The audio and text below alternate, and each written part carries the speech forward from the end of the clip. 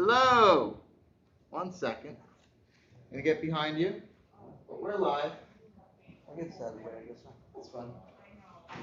Hello, and thank you everybody for tuning in to Bristol's very own Channel 591. You're here with your hostess with the mostest, Judge Adam. Today for You Be the Judge. So I have my lovely contestants here with me. I got Mr. Butler, Bert, and Mr. Mooney. How you guys doing today? Great. Terrific. Great lunch. We feel great. You ready to be judges? Yes. All right. Ready? Court is now in session. Oh, I love that. So this first one does not come from my book. It's actually a recent current event that Bert informed me of this morning. Oh. Are you ready? So Yes. I'm going to let you guys be the judge and tell me what you think. Governor Cuomo of New York has just been tried and found guilty of giving his family vaccines first. So his personal loved ones received the vaccine first than most people who should have instead. Do you think that's within his own right for his power as governor to be able to give out the vaccine to his family, or do you have that power? Unfair. It's unfair. Mr. Mooney rules. It's nepotism. I think it's guilty of it. Guilty. And what about you, Bert? It's inappropriate. So guilty. Yes. Guilty. Not a hanging offense, but. Court rule. Governor Cuomo is guilty. We're coming for you. Just you wait. If you're watching Cuomo, we're out there. I can't believe he did that though, you know? No, I understand. I thought he always was a straight guy. You know, they put out rules, over 65, get it first, then 60. But he moved his whole family up ahead of everybody else. Somebody could have died because they didn't get the shot. They could have. All right. So now I'm not going to give you guys a right or a wrong. I just want to see, as my good citizens, what you would rule for these court cases. You understand? Mm-hmm. So there's no real right or wrong answer here. Let's start out. Start out with the facts. This first case is called U.S. President Hid Serious Illness from the Public. Are you ready? Right.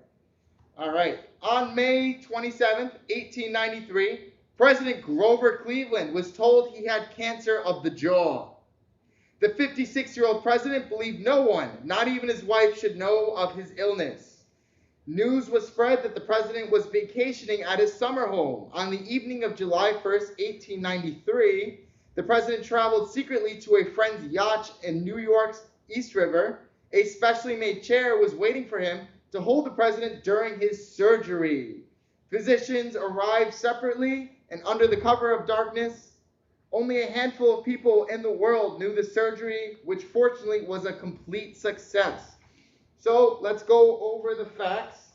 Grover Cleveland, our president, had surgery and told none of the public. Should we have had access to that knowledge, or was he in the right to keep it a secret from everybody? I think he has a right to, at least a day, to have the surgery. I think he should have kept it a secret. You should have kept it a secret. Yeah. Okay. Now, here's a question. Do you think the media today goes too far? Was that his personal right to keep that a secret, or should we know more about our president? I think the press releases too much information. Press releases too much information. I think but right here, if someone gets ill in Bristol, they don't run around telling everybody who lives here that. No, we do not. It's private. There's a law. I forget what the name of the law is, but. It's under HIPAA, HIPPA. I think that's appropriate. I think that's appropriate. So he should have kept it a secret. And what do you think, Bert? You don't ever have to agree with them. You're your own man. I agree with the personal diplomacy they have. You don't want anybody to know any weakness. I like that. All right. So court rule. Grover Cleveland was correct in keeping his surgery a secret. Do you want to know the outcome of the actual situation? Yes, we do. Yeah. The outcome, President Grover Cleveland lived until 1908, 15 years after his cancer surgery. His physicians provided a special prosthetic device that filled in his missing jawbone and allowed the president to appear before Congress only 6 weeks after the surgery. It is believed that no one in Congress knew the president had been so ill. In 1917, 24 years after the surgery, the press discovered and reported the incident. By that time, the president had died, and the nation was in the midst of a world war. The story barely made the front page. But the ruling was that he was perfectly fine in keeping his own business to himself. Okay. All right, this one is called, I haven't read it yet, so forgive me, but the court case is called It Happened in His Sleep. Are you ready? Lee Hines was an ordinary young man living in Ohio. Throughout his life, Hines had experienced difficulty with sleeping patterns. His family and loved ones knew he had frequent nightmares and problems with sleepwalking. However, until one fateful night in 1993, everyone thought his sleepwalking was harmless. On the night in question, two elderly neighbors of Hines were brutally beaten with a butcher knife and kitchen rolling pin. On that same night, Hines had gone to bed as usual, only awakened several hours, clothing stained with blood. He claimed he had no idea where he had been or how he had gotten to the wooden area. The elderly couple survived their injuries and accused Lee Hines of the attack. Hines was arrested and charged with battery and attempted murder. You be the judge. Was Lee responsible for his brutal attack, or was he sleepwalking, completely unaware of his actions and not responsible? So, Pretty hard. I would think he's not responsible. No, he he didn't do that on an occasion before Keep that. talking. There's no evidence that he had control. I'd have him locked up. So, you say that he's not responsible because he had no idea what he was doing, Right. nor did he have a motive to commit such a crime. Right. I don't What think about, it wasn't premeditated. That's wasn't for sure. premeditated? What about you, Mr. Mooney? I don't know. I think it was premeditated. You think that he might have, that he had control of his own actions? Yeah. Okay, Mr. Mooney rules that he's control. So what about you, Bert? You're a deciding factor. I would be lenient with him. Leaning with he's in control or he's not in control?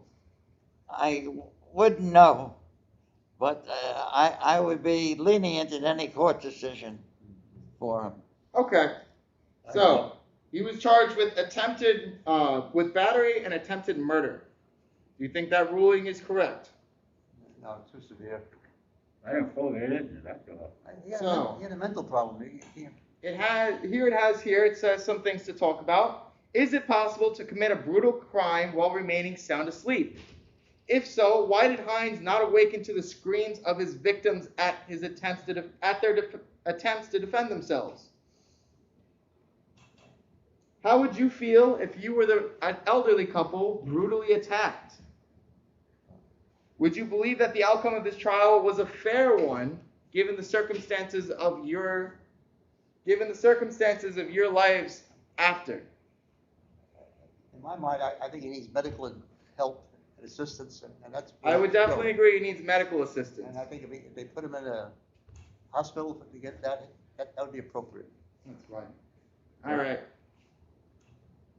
So here's what the actual outcome was. We'll leave this one up to you guys. But Lee Hines was responsible for the brutal attack. Completely. Oh, 1 second. The outcome. Sorry.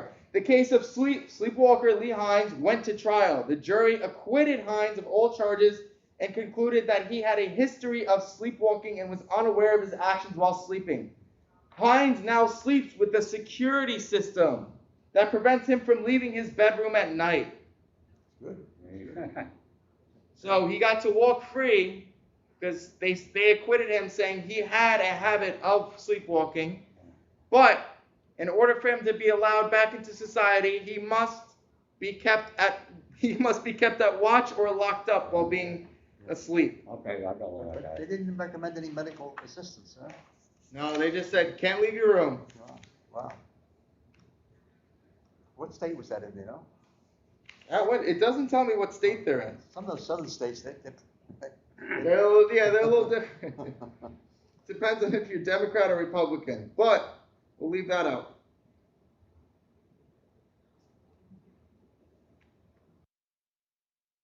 All right. the woman he loved. Here is an actual, this one takes place in England. Edward VIII was born on June 23rd, 1894, to the British royal family. From the moment of birth, Edward spent his life preparing to become the next king of England. Good for him. Upon the death of his father, King George V, in January 1936, Edward was ceremoniously proclaimed king. Shortly after this, however, the new king was seen in the company of an American woman, stealing one of our girls. Wallace Warfield Simpson. Rumors circulated that the two were romantically involved. Less than a year after becoming king, Edward VIII confessed to the prime minister that he wished to marry Mrs. Simpson. According to English law, such a marriage would most certainly be abdicated because Mrs. Simpson had been twice divorced and was not of royal British lineage. On December 11th, 1963, King Edward VIII abdicated the British throne for the woman he loved. His brother, the Duke of York, became the new king. Edward VIII and Wallace Warfield Simpson were married the following June. You be the judge now. Should the King of England have been required to give up the throne in order to marry the woman he loved, or could there have been a compromise? A compromise, I think. You vote for compromise. You say that the King of England should have been able to marry whoever he wants. He's the king. I think so. What about you? I think love prevailed. I think he was in love with her, and that's who he wanted to be with. I think he made the right choice, but should he have been allowed to stay king? Or It would be very uncomfortable. Look at what's happening to the gal over there now. She doesn't have royal lineage either. So you think that he should have stepped down from being king? I think he stepped down and someone else became king. You think that should have happened? Who had a speech problem. Do you think he should have stayed king, or do you think he should have been allowed to be king? Step down. What about you, Bert? I would agree. You would agree. Step down. All right. Court rule. King Edward VIII becomes just Edward VIII. He steps down. The outcome: Edward VIII became Duke of Windsor, but lived outside of England for the rest of his life.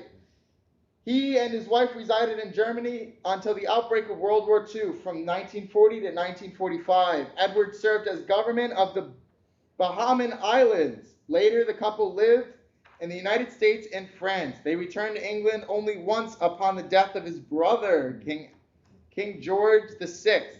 Edward authored 2 books and lived happily ever after with his love, no longer being a king. Good ending. Good ending, but he lost his title. Yeah, well. The rules are the rules. That's right. All right, this next one is called An Unfortunate Plea. You ready? Well said. In 1990, Russell Barnes of St. Paul, Minnesota, was arrested and tried on 6 counts of aggravated larceny. The jury deliberated for several hours. As each hour passed, Barnes became increasingly nervous. He did not want to spend many years of his life in jail. Afraid that a lengthy deliberation meant the jury would return with the verdict of guilty, so the jury, taking their time for a long time, would get him guilty, Russell Barnes finally agreed to a plea bargain. While the jury was still deciding the verdict, Barnes pled guilty to 1 count of larceny in exchange for dropping the other 5 counts. When the jury finally returned, after their many hours, to the courtroom, the verdict read not guilty. All 6 counts of aggravated larceny were dropped. Barnes nearly fainted.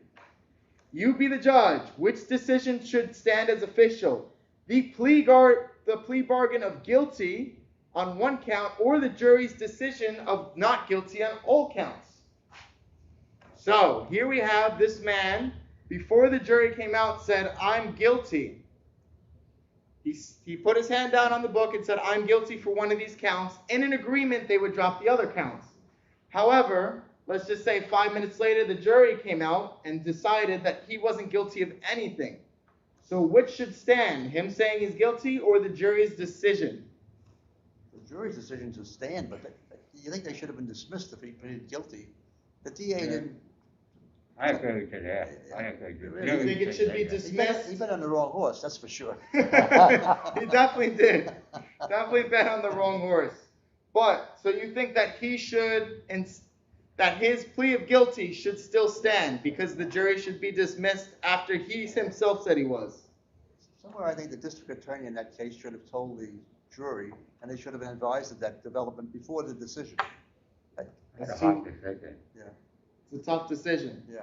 So, On the other hand, you got a good lawyer, he could go home free. could go. Yeah. But, what do you guys think? Do you think his declare of guilty should keep him there, or should he be let go free because the jury said not guilty? Well, there are people now who say guilty, then they go to trial and they say, I didn't say that. So That is true. What's the verdict? What are you saying, Bill? Guilty or not guilty? I'll say he pleaded guilty, he should take the penalty. Guilty. Guilty. And what about you, Bert? Guilty. Guilty. Hang him. Court in session, or no, court decision. The man is guilty. Oh, really? Let's see the outcome. Wow. So, the judge decided that the plea bargain of guilty on one count of aggravated larceny was the official decision. Oh, so he- Russell Barnes was sent to jail and remained there for nearly 2 years. In 1992, the Minnesota Court of Appeals overturned his sentence and Barnes was set free on the fact he himself disclosed to his lawyer on record that he was taking the plea bargain as a way to stay out of prison. Wow. What can you say? What can I say? Who else knew that he'd taken the plea? What was the sentence for the one, did they tell you what the sentence was for the one counts? What? What was the sentence for the one count of being guilty? Did they tell you that? It doesn't tell me these things. I wish it did. It said that the only thing it says is he served 2 years in prison before they let him go. All right. But aggravated larceny will get you some time. Yeah. Wow. Courts can be tough. All right. Are you ready for this next court case? This one has to do with Christmas. Is anybody here have any Christmas spirit during the holidays? Let them free. Oh. All right. This one is called Bah Humbug. Oh. Bah Humbug. Here's the facts. For the past several decades, the city of Toronto, Ontario, Canada, has held a festive Christmas parade each year during the holiday season. We all love to celebrate. One winter, 40-year-old Richard Bilby didn't feel much like celebrating. He did, however, march in the annual holiday parade with an unusual message. Bilby carried a large sign that read, "Down with Santa." And to all who would listen, he shouted, "There is no Santa Claus. He is not real, children." The residents of Toronto were furious and insisted that Bilby be removed from the annual Christmas parade. You be the judge. How should the police have responded to Richard Bilby's demonstration during the annual Christmas parade? So let's go over the facts again. We have a man who's not really too interested in Christmas. He comes around with a large sign that says "Down with Santa" and yells at the children, "Santa is not real." What do you decide? Malicious mischief. Malicious 30 mischief. days. And he can't go to the parade. Guilty. Just get rid of him. I would have said, yay, all right, let's go. You'd have yanked him out. No, you were an officer. Yeah. What would you have charged him with? I would have grabbed him and just Yanked him out? Yanked him out. There you go. Disturbance of the I like peace. Disturbance of the peace is what Bert says. We're ruling on that. Disturbance of the peace, and the police are dragging him out by the ankles. Are you ready for the outcome? Well said. Russell Bilby was arrested and charged with disturbance of the peace and fined $500. Oh, seems reasonable. Seems reasonable. So Mr. Mooney, back in his days, would have dragged him out and said, "You're out of here, buddy." It's not really a felony, is it? It's not exactly a felony, but you're definitely disturbing the peace. All right.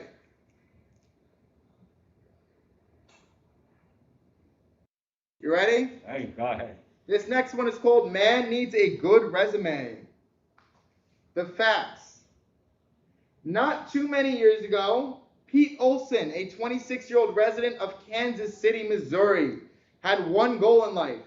He wanted to work as a clerk in the local grocery store. Unfortunately, Olson chose not to apply for the job in the usual way. Instead, he wanted to prove to the store owner that he could handle the job. One night, the store had closed. Olson broke in and spent several hours restocking the grocery store shelves. Then he waited for the store to open in the morning so he could show off his hard work to the owners. When the store owners arrived early that morning, they were more than surprised to find Pete Olson waiting patiently for them inside of the front door. So, let's go over the facts before we judge. This man wanted to work at a grocery store. He broke into the store. He stocked the shelves himself without anybody being there, no supervision, no owners, and then waited for the owners to show up so he could show them how great he was. So you be the judge. Should the owners of the grocery store have hired Pete, or should they have him arrested? I'll start out with you, Mr. Mooney. You're the cop. I got him arrested. You'd have him arrested. What about you, Bert? He didn't steal anything, but he did break in. I think having him arrested be Arrested. a lesson to him. What about you? I think he trespassed, which is against the law. Trespassing, definitely. I think he, Did the owner send the store notice by or anything? No, he wanted to work there. but if I was, I'm talking if about. I was a store owner, I said, this is a very crafty kid, I might hire him. You might hire, so you would hire him. Yeah, I might hire him. All right. We got 2 votes for guilty, so that's it. Court rule. We have this man guilty. Are you ready for the outcome? Sure. The outcome, Pete Olson was arrested and charged with trespassing and burglary. He didn't steal anything, though. At the trial, the jury could not reach a unanimous decision. 9 of the 12 jurors were in favor of not guilty verdict. Because of the hung jury, the case was declared a mistrial and Pete Olson was set free. However, banned for life from the premises. Oh, really? They were mad. He was never allowed to return to that store. Oh, well. You have to like the kid, though. Yeah, you gotta like the kid. It's not like he didn't say anything about a relationship with the owners. No. So you're just expecting to show up one day and say, hey, hire me. Look at how good I am. All right. And this is going to be our last one, all right? Very good. And then we got a movie at 2:15, so it's around 2:10. Let's go for a good one.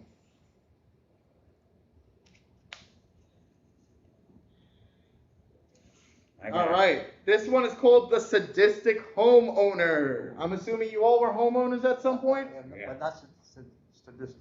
Not sadistic, but homeowners. 1989. Homeowner Louis Lasso prepared to turn his car into his own driveway when another automobile beat him to it. The other driver, George Reed, merely intended to turn around and continue on down the road in the opposite direction. So let's get that straight.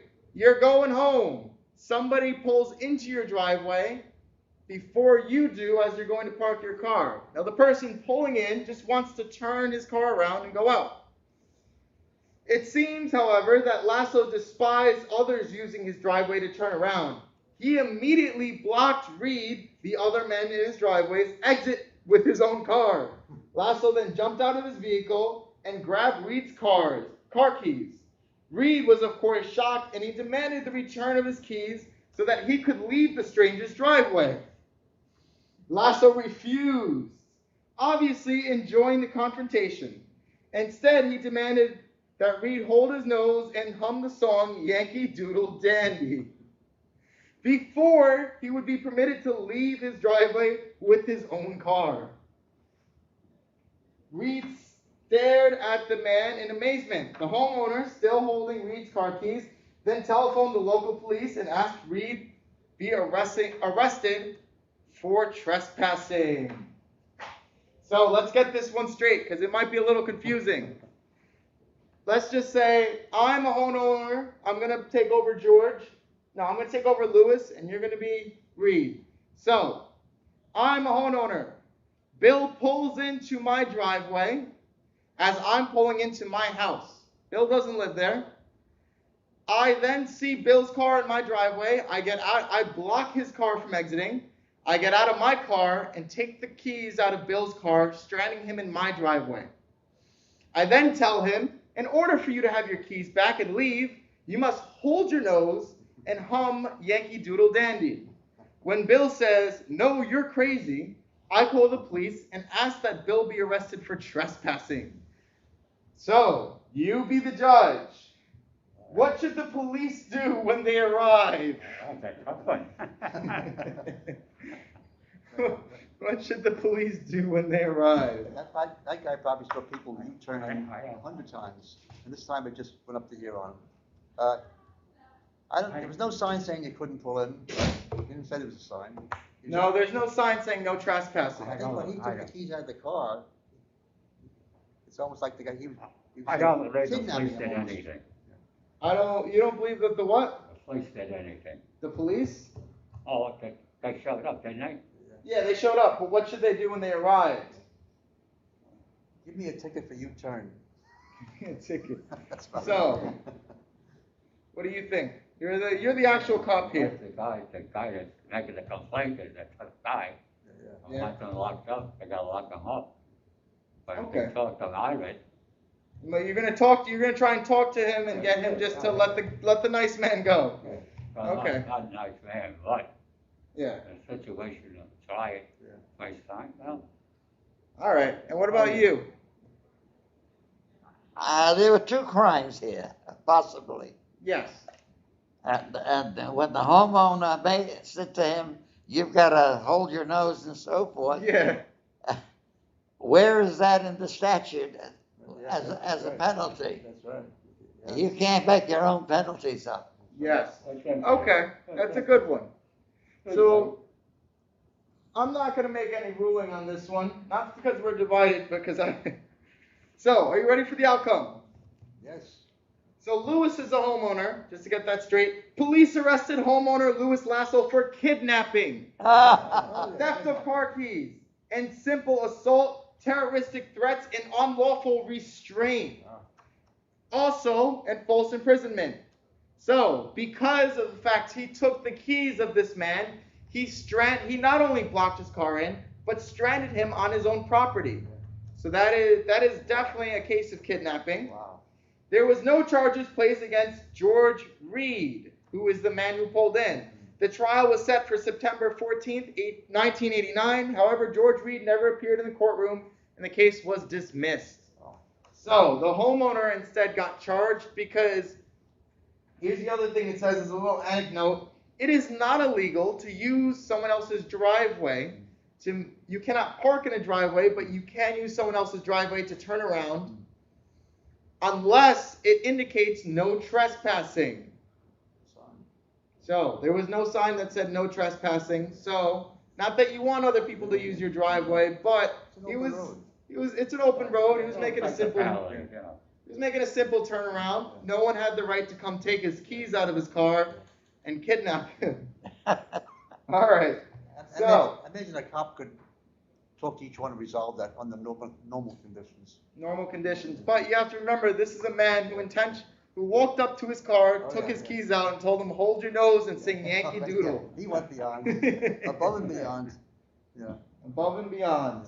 All right. So, thank you everybody for coming in. This is Bristol's very own Channel 591.